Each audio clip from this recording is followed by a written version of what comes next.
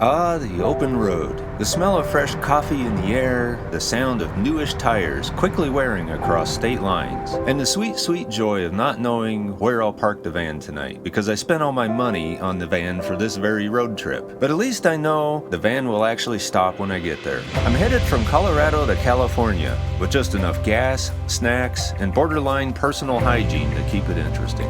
Along the way, iconic trails, even if only in my imagination, sketchy trailhead dinners, and spiritual experiences fueled by dehydration. The destination? A little place called Everstoke, a mythical land where you can send it deep over the trail bug. Bent trees whisper encouragement to my bent spirit, and no one judges you for your ankle sock tan. This isn't just a van trip. It's a full send across the American West, fueled by single track, peanut butter, and the belief that adventure doesn't wait, but my job's PTO sure does. New episodes every week. Bring snacks. Welcome to Van Maintenance 101, or things I Googled at 2 a.m. because I was desperate to get my van to shut up about it. Or you might call it things I do to save $500 at the mechanic shop.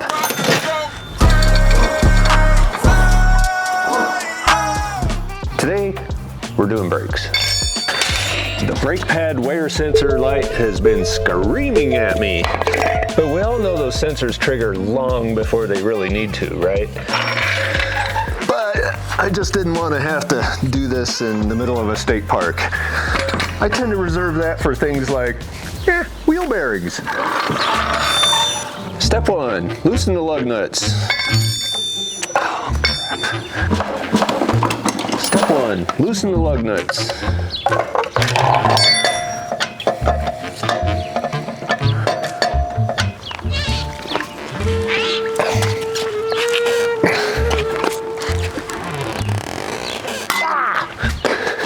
Step 2, jack up the van safely. I don't want to explain to the ER how my van tried to French kiss my femur. When you do this part, it really helps to use the smallest jack with the least lifting power. Just barely get it off the ground. That way it doesn't have as far to fall. Next, remove the wheel and observe the brake caliper, that part that's been working overtime to save my ass when I'm careening down some logging road with 9,000 pounds behind it. And look, there's the brake pad wear sensor, exactly where it's not supposed to be. It goes right there. Okay, we're done here. How does this work? If and when you figure out how to get this thing unplugged, could you please tell me how? Step 3, grab a 15mm and hold on to it the way you'd hold on to the panic bar when you're making a sketchy rapid insertion maneuver into oncoming traffic. And really give your carpal tunnels something else to bitch about other than the keyboard at work. Some cussing is permissible. It's all about the angle. What angle? Oh. Did you see what I did there? You can add a little leg pressure, a little of that leg muscle from all the mountain biking you've been doing, since you don't have any upper body strength. Can I talk? Sure. I want to make sure that you're not recording. Well, I was going to make you rice with shrimp, but I don't have rice, and now I got lazy. Ah, the brake pads, once proud and full, now worn down to something resembling my hopes and dreams. That's okay, they had a full life, mostly downhill. Now, press the pistons back in to make space for the new brake pads, but do it gently, like you're quietly apologizing for every time you used your brakes instead of your gears. Clean it all up, new brake pads. Fat and full, just like my spoiled dog. My dog's not fat. She's a lean machine. Look, this sensor's almost brand new. I bet you I can reuse it. It's not worn down a bit because it was never on there. Now put it all back together like a puzzle. You definitely pretend to understand. I don't, but it's too late now. Don't forget, put the loudmouth tattletale sensor back on. I swear it goes on there. Somehow. And torque everything down to not gonna kill me spec. What spec is that, you ask? I don't know, because I didn't Google that part. Basically, it's whatever torque I still have upper body strength enough to achieve. That's 30. I bet we can go to 40. Where's 40? Oh, 44, holy hell. Yeah, try 44. Oh yeah. You know, actually, I bet you it's 60. 40 just seems way too soft. Let's try 60. 60. Not gonna come off at 60. Yeah, that feels just about right. 60 it is. Don't forget to put the tire back on. That's kind of important. It's part of the whole braking system. As you tighten the lug nuts, use a back and forth crisscross pattern, much like I do every morning that I'm deciding whether to go back to work.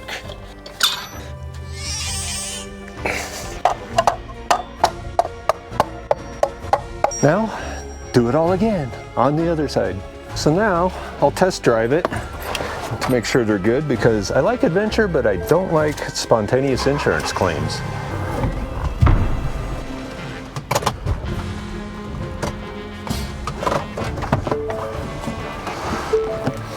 Whoops, I can verifiably say it works.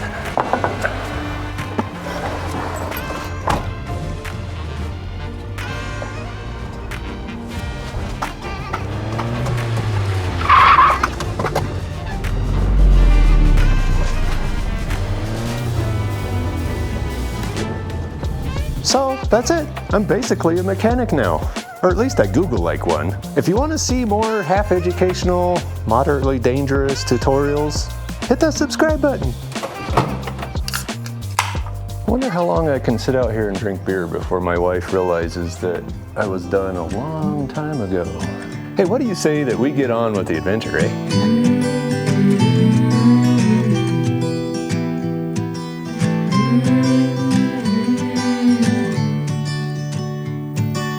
These days are running slow.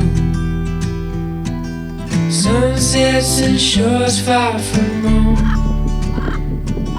Headlights are shining on the sea. No place on earth I'd rather be. And I could try to just follow the swell, but I'll never find this anywhere else.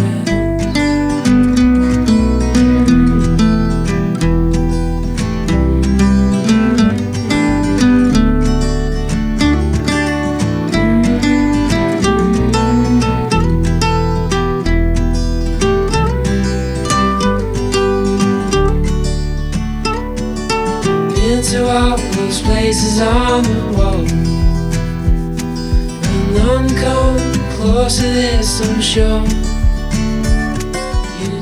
Well, I made it to Richfield, Utah. I had a whole list of places I wanted to stop on the way to California. It is so hot. I didn't count on temperatures well above the 90s. I'm not willing to melt my face off just to check places off the list. So I'm gonna put up with the heat in Richfield till midnight. In the morning, it's supposed to be 60 degrees. I'm gonna get up bright and early and hit the trails here in Richfield. It is hot.